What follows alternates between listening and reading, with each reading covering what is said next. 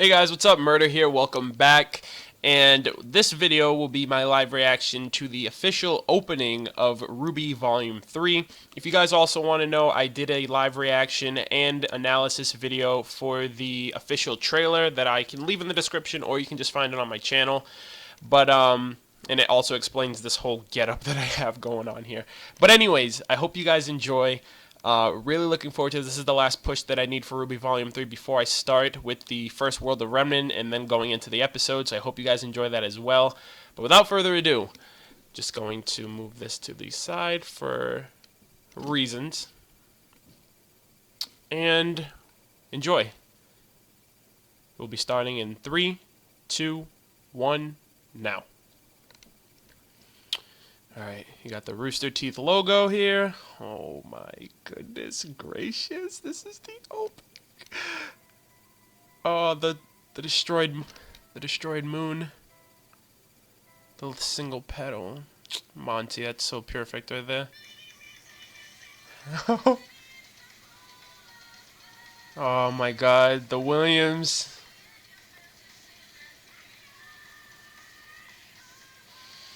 Oh shit, the Grimm beacon?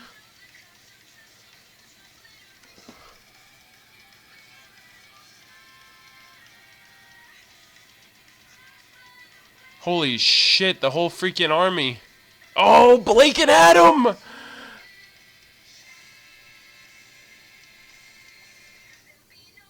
Holy shit. Oh my god! Oh, Winter and Weiss. Crow! Oh, they don't like each other! Oh. Was that freaking Summer?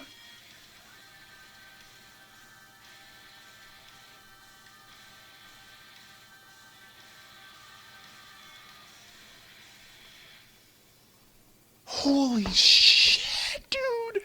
That was awesome! RWBY Volume 3. Oh my gosh. I think that was Summer. I couldn't even see that picture went by so quick. Alright, let me put this back over here. Obviously, we're going to do the same old thing that we did last time. Oh my gosh. So, the Grimmer in the school. The Grimmer in the school. Everything. Oh my god. It's going to be crazy. But alright. It's just my initial impressions. I don't really have much to go on because I want to watch it again. So, I'm going to jump cut to the startup of my analysis, similar to my live reaction of the trailer. So, I'll see you guys in a second. Hey, what's up guys? I'm back. So, just finished up watching the opening about 5 or 6 times. Very good opening, really dynamic, a lot of energy, and a lot more is happening than just the Vital tournament. Like, the Vital tournament was probably expressed not all that much besides, like, the combatants of, like, you know, Team Ruby, Juniper, and then, like, Emerald, Cinder, and Mercury. But the first thing I need to mention is the soundtrack.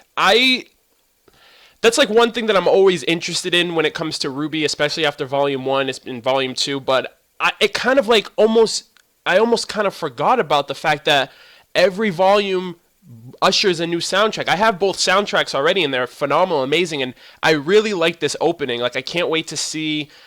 I completely forgot about it. Like, the hype of the soundtracks is almost like, it's almost like a part of the community, you know what I mean? Like, and each song has, like, little bits of deeper context of character development and stuff like that. Like, you know, like Boop, for example, it really, it goes into a lot of detail about Nora and Ren's relationship. So, and like in this one is just talking about despair and no hope and just everything. And it reminds me kind of like Die, the song Die, or I May Fall, which those are some of my favorites out of all of them. And it's just talking about straight up despair. Like, these people are going to witness something that's never happened before, and Cinder is making it all happen. You know what I mean? And I kind of want to know where her end game is. But ultimately, the Williams pairing, Casey Lee Williams and Jeff Williams, I swear to God, they're so fucking talented. You know what I mean? Like, incredibly talented. And Casey, too, like, for her age, on top of that, like, Godspeed with you in your career, I swear. Like, I love your music. I love both of them. and they bring something to this community that I don't really see in a lot of other communities. Like, the music is a part of the experience. So, soundtrack hype all around. So, getting into it, the first thing I want to address is the creatures of Grimm. So, the plans of the Grimm getting into Vale obviously were foiled in Volume 2, and it seems like now they're hitting the home front, which is Beacon Academy. The Grimm are infiltrating the grounds, climbing and scaling the towers, and it's kind of scary, you know what I mean? Like, we've seen, like, these gigantic Grimm. I think there was, like, a Grimm there that we've never seen before. Maybe it was just a larger scale version of it, like an older Grimm, because those are the ones that actually have intellects and can think more rationally than the younger versions. But these Grimm are, like, savage and relentless, and, like, they're attacking the school, like, the fucking school where these, you know, huntsmen and huntresses in training are. And a part of me, I don't know about you guys. I really don't know about the situation as a whole, and maybe I'm off my rocker, but Ozpin, there's more to Ozpin. There's so much more to this guy. You know, we know about him, but we don't know about him. You know what I mean? Like, we know he's the headmaster. We know he's trying to, you know, keep things peaceful and orderly and handle things tactfully and all that stuff, but who is he? Where does he come from? What's his semblance? What's his weapon? What's his history? You know what I mean? Like, he mentioned to RWBY in Volume 1, he's made more mistakes than any man, woman, and child. Like, what were those mistakes? What are you, or who are you, or what's your involvement with everything? Because to me, it seemed like the Grimm were climbing and scaling the building. It's kind of like he was the target. You know, they were, you know, him and Glinda were in the tower, and the monsters were the Grimm were on the other side of the mirror, and then I was just like, are they going after him, or is that just a representation of, like, wow, he's the one that has to deal with this because it's his school and all that? And it brings me back to my review that I did on Aura, and they mentioned that a wielder's semblance can make them more than just a man. There's more to Ozpin. There really is, and I'm sticking by that as well. I really feel like there's more to this dude. And he still had the cup of coffee in his hand, even when the Grimm were coming through, but craziness. So, a little excerpt that I want to take from the music. A part of the song said, "Mirrors will shatter, crushed by the weight of the world." Now, I understand that in itself, like, what it means, obviously, but the fact that mirrors will shatter, I kind of, like, it took me into a different realm of interpretation of the song "Mirrors," a mirror, mirror, which is Weiss's theme song, and it says, "Mirrors will shatter." Now, I don't know about you guys, but I feel like now that I know, like, Winter, and I know what she looks like, and I kind of have an understanding of who she is. She doesn't like Crow and all that stuff. It seems to me like the family was trying to groom Weiss to be similar to Winter.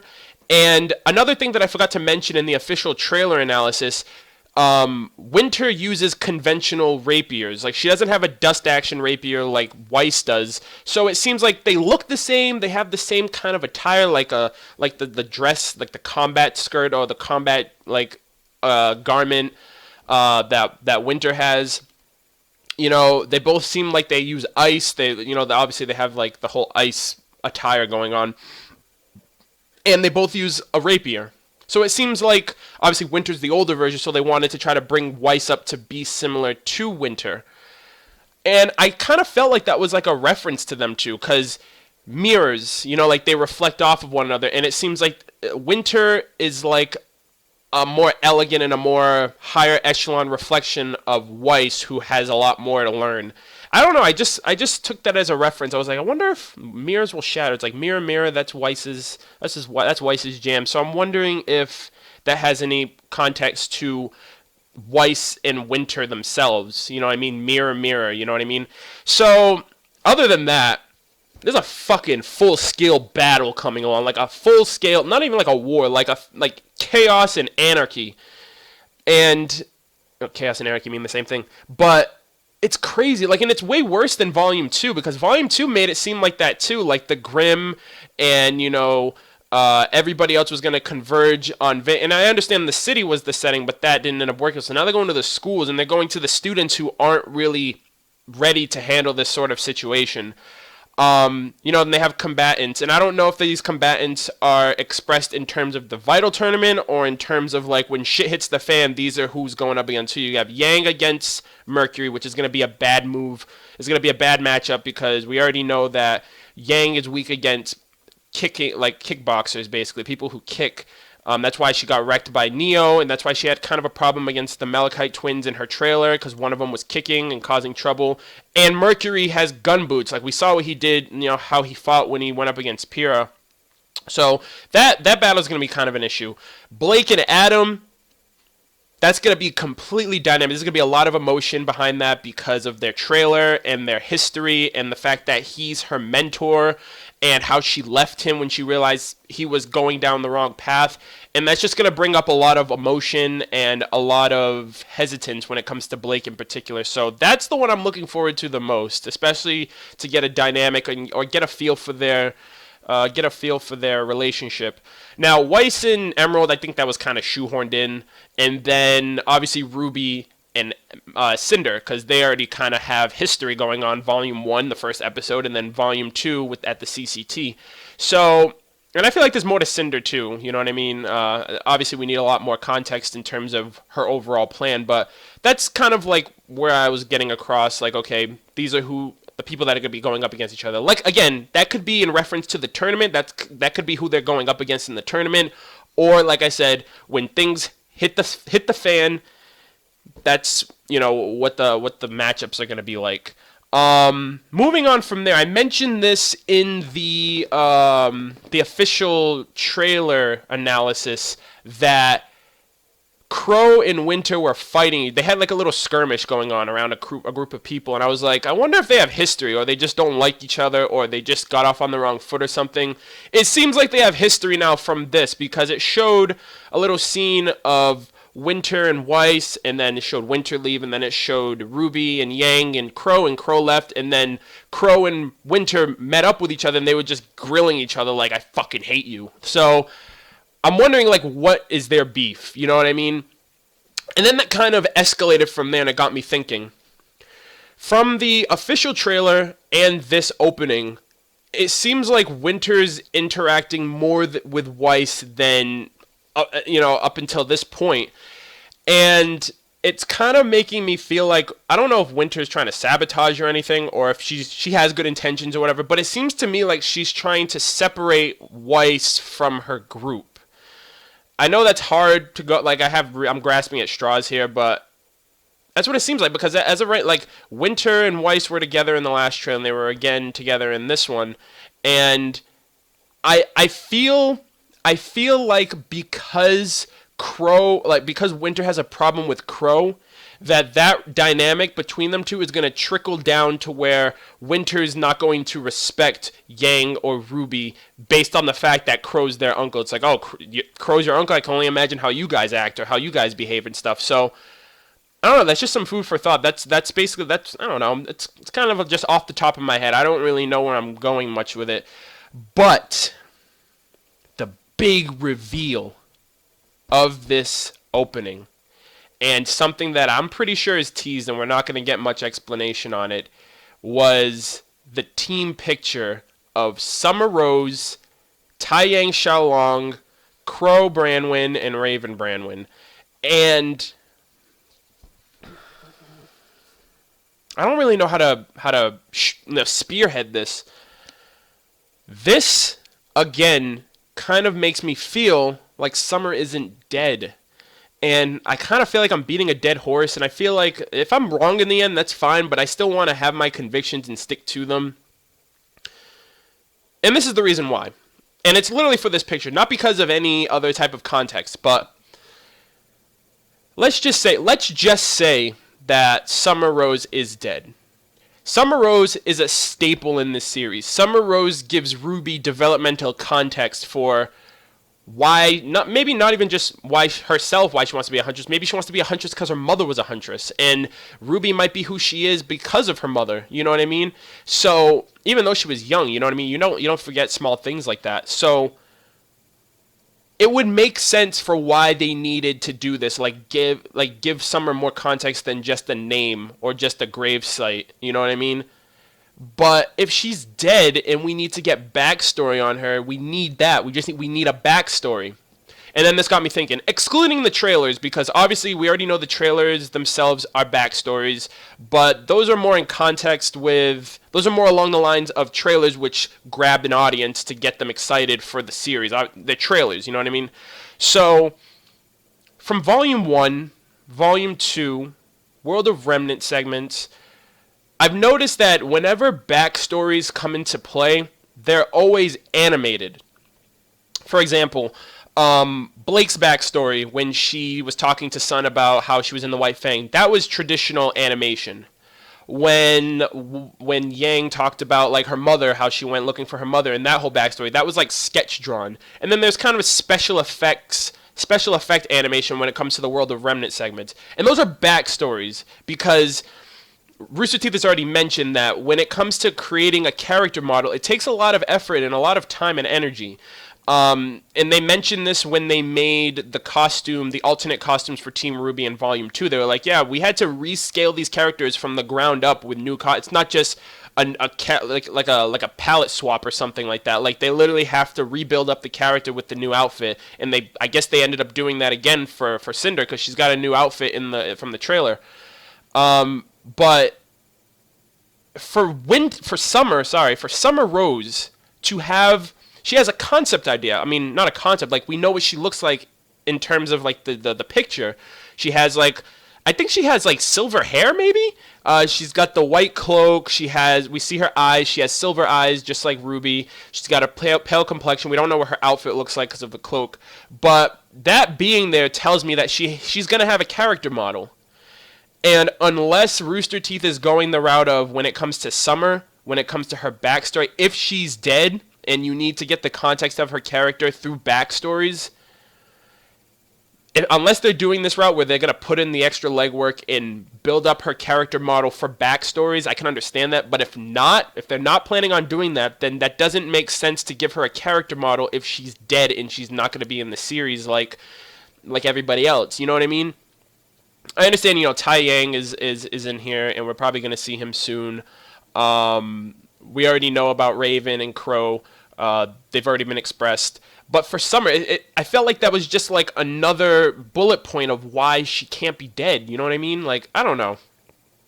I hope, I don't want to say I hope I'm wrong, but I hope that I'm going somewhere with this. I hope I'm not in the dark. I hope I'm not the only one that feels like just because Monty said she's dead that people believe it. You know what I mean? That could easily dispel hype.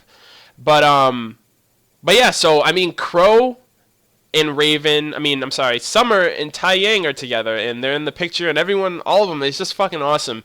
And based on that, I did a little research here, and I have there's a little bit of context with this when it comes to the Volume 2, when it comes to my Volume 2, Episode 12, Part 2 review, when I talked specifically about Raven and about, like, the backstory regarding her last name, which was Branwyn, and there turned out to be sources from Monty that stated that Crow's last name was Branwyn, so I was under the suspicion that they were related. They were siblings, which, if Raven was Yang's mother, that would explain why Crow is her uncle. So right now, the team name, I'm assuming Crow is the team leader of this team. It could be Team Quartz, QRTS. And if not, the only other one that I could come up with was Turquoise, which is TRQS, which Tai Yang would be the leader, but I think Crow would be more of the leader. So yeah, I mean, other than that, I'm really looking forward to this series. And then towards the end, it had Team RWBY and Team Juniper together, interlocked, isolated from everyone else, like in a void, and then Team Juniper just got dispersed and with Team RWBY there by themselves. I don't know if that's any type of symbolism that something's going to happen to Team Juniper. I know there's something in store for Pyrrha, at least with Cinder, because they added her to the list, and they mentioned that it's about taking away what powers they have, so I don't know if there's a way for them to take away their semblances or to just separate them because they're strong in numbers, but if you isolate them, then they're not as much of a threat. So there's that as well. And then at the very end, I feel like something's going to happen to RWBY. Not in terms, like, she's not going to die or anything, but I feel like something is going to happen to her. She's going to end up alone, or she's going to end up in a certain situation because of the ending. You know what I mean? Like the circulation of Team RWBY, like everybody else, like everyone else had their heads down or their eyes closed, and RWBY was the only one that was like present, really present. So I don't know. So I mean, that's it. That's my analysis. That's what I took from the opening, and it's really long, almost a 20-minute video. But I hope you guys enjoyed it. And with this video, I am officially starting RWBY Volume 3 with the World of Remnant 1, which is the Vital Festival. I'll have that uploaded afterwards with a video, a reaction, and analysis video. So I hope you guys enjoy and look forward to that. Thank you guys so much for watching. And leave your thoughts in the comments of what you guys thought of this analysis, what you guys thought about the video, anything else, what were your first impressions, all that stuff. And I will see you guys in the future. Take care.